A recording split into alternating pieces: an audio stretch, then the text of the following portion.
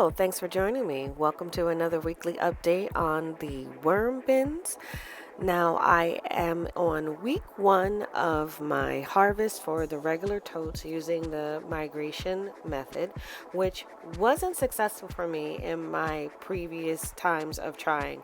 I had worms for about a year and a half before I started my YouTube channel, and I had sworn off trying to migrate them because my worms just never moved out of the castings.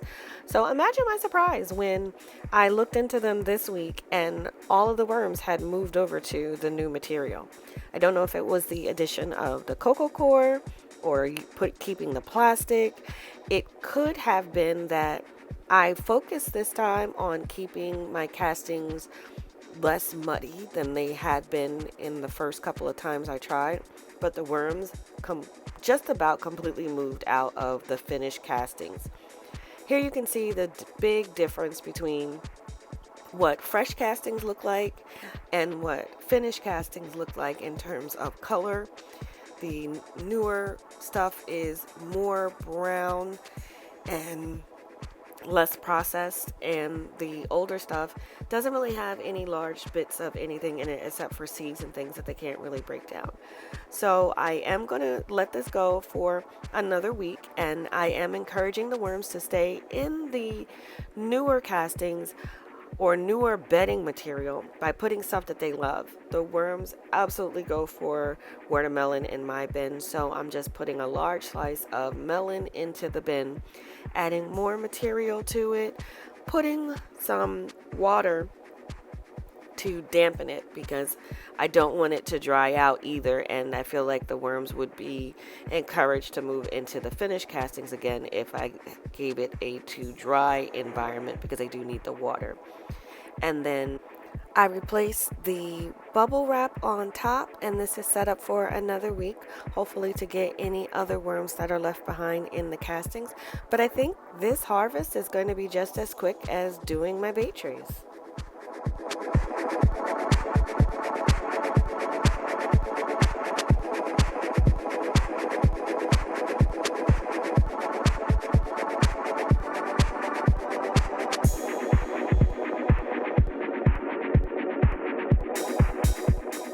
So with the second regular tote that is now going through the migration, the castings on this one for finished were and still are a bit more damp than the previous bin. That one was more to the texture that I prefer. But the castings are no less useful and good quality than in the sister bin.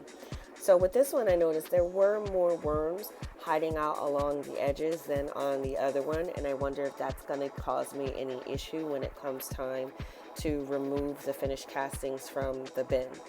But on the side where the food was put in, all the worms moved over really well, just like the first one. And again, I have to say I am pleasantly surprised because I failed so badly the first 2 times that I did the migration, and I just don't know. Again, it's a good thing, but I just don't know what I did to make it go so well this time. But again, they are also going to get the melons put in for the food for the worms to keep them on the newer side versus going back into the finished side, so that when I do decide to remove them, I don't have too many worms to sift out. But there wasn't much to do here beyond just feed it, put more material in, make sure the material was moistened so that the worms could be happy. That is one other thing to note. There aren't any trails along the edges of the totes either to suggest that the worms are unhappy with the environment, which was something I also had a problem with. A mass exodus of worms because they were just unhappy with the conditions for the harvest. So everything seems to be moving along quite well on the trays that I'm harvesting with. And my only concern now is, how am I going to get the castings out? What's the easiest way to get the castings out? Because when I use the bait trays, I really don't have to worry about that because the castings are already out of the regular bin. But that's going to be a concern for another week or 2. And with the feeding and the addition of more material, this bin is finished for another week.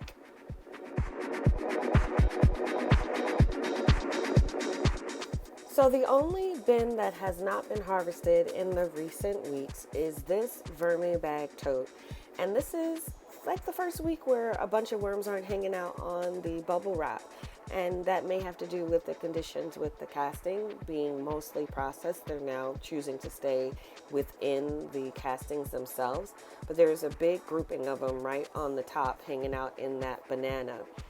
I like putting bananas in the bins as it takes them a while to break down, and if you're going away on vacation or won't have the time to get to the bin in the next week, putting in bananas is a great option as it'll take them a week or two. Corn on the cob is like that, and as you've seen in my videos, apples are like that as well. I'm just giving them a bit more melon to encourage them to move around into the castings. But the update on this bin was really quick as the material looked great, the worms looked great, so there was not much to do in this bin to correct anything. I'm also not going to add any additional material to this as I do want to harvest it within 1 to 2 weeks.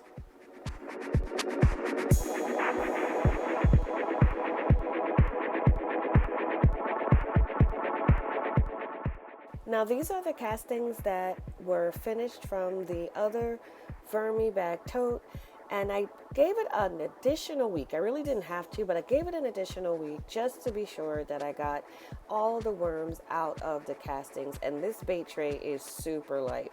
There isn't much weight to it, and it feels like it is just the fruit, and it kind of smells bad because it's just decomposing vegetables and everything.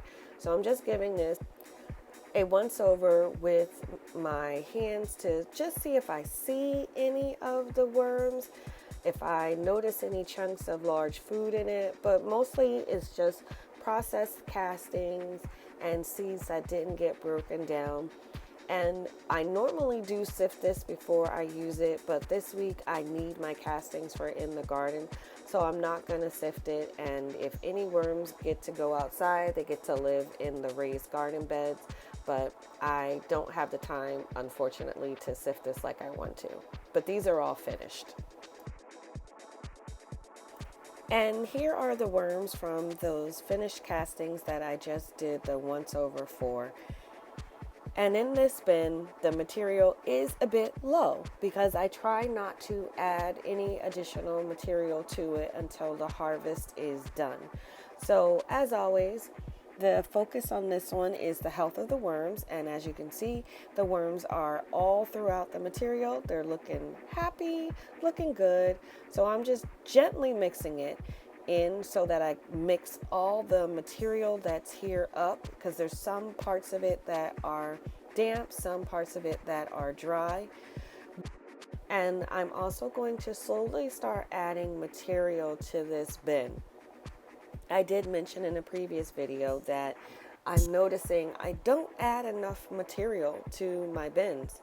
So I want to make sure that I'm adding enough material, but also not compromising the worms when I do so. So I'm going to slowly add material to it. But this is the remains of what was in the bait tray. And there weren't many worms. It was mostly just the decomposing veggies that I had put in there from last week. So I'm just going to scrape that off and put everything that was in this tray into the bin. The worms will go ahead and break down that tissue paper that was in there. They'll break down the cardboard and the food. So there's no reason to waste that at all. And then this bin is going to be set up for the week.